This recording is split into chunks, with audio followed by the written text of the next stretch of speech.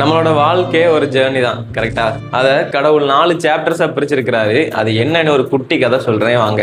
கடவுள் நாயை படைச்சி, நீ வீட்டுக்கு பாதுகாப்பாகவும் விசுவாசமாகவும் இரு, நான் உனக்கு 20 ஆண்டு கால ஆயுட்காலம் தாரேன்னு சொன்னாராம். அதுக்கு அந்த நாயும், எனக்கு 20 ஆண்டு கால ஆயுட்காலம்லாம் தேவையில்ல, நீங்க எனக்கு ஒரு 10 வருஷம் கொடுத்தா போதும் அப்படின்னு சொல்லிச்சான். இப்போ கடவுள் குரங்க படைச்சி குரங்கு கிட்ட சொல்றாரு, மனிதர்களை சிரிக்க வச்சு சேட்டை பண்ணி உனக்கு நான் 20 வருஷம் ஆயுட்காலம் தாரேன்னு சொன்னாராம். குரங்கும், கடவுளே எனக்கு 10 வருஷமே அதிகம், எனக்கு 20 வருஷம்லாம் வேண்டாம் அப்படின்னு சொல்லிச்சான். அப்புறமா கடவுள் பசுவை படைச்சாராம். படைச்சிட்டு, நீ வாழ்நாள் முழுசும் உழைக்கணும், உன்னோட கஞ்சுகளையும் நீ தான் பராமரிக்கணும்னு சொல்லிட்டு உனக்கு 60 வருட ஆயுட்காலம் தாரேன்னு சொன்னாராம். அதுக்கு பசுவும், கடவுளை 60 வருட காலம் வாழ்ந்து நான் என்ன செய்ய போறேன், எனக்கு 20 வருஷமே போதும் அப்படின்னு சொல்லிச்சான். இப்போ கடைசியா கடவுள் மனிதனை படிச்சுட்டு, உனக்கு 20 வருட காலம் ஆயுள் காலம் தரேன், நீ உனக்கு விருப்பப்பட்டதெல்லாம் அதுல பண்ணு அப்படின்னு சொன்னாராம். அதுக்கு மனுஷனும், கடவுளே 20 வருட சிறிய வாழ்க்கையெல்லாம் எங்களுக்கு பத்தாது, எங்களுக்கு நீங்க குரங்கு வேணான்னு சொன்ன 10 வருஷத்தையும், நாய் வேணான்னு சொன்ன 10 வருஷத்தையும், பசு வேணான்னு சொன்ன 40 வருஷத்தையும் கொடுங்கன்னு சொன்னாராம். அதுக்கு கடவுளும் சரின்னு சொல்லி அவன் கேட்ட வருஷத்தை அவங்களுக்கு கொடுக்குறாரு. அதனாலதான் மனுஷன்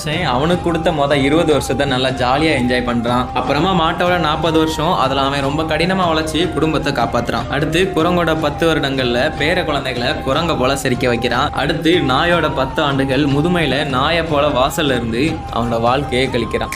சந்தோஷத்துக்காக ஆரம்பிச்ச வாழ்க்கை பொறுப்புகளால நிரம்பி கடைசியில தனிமையில முடியுது.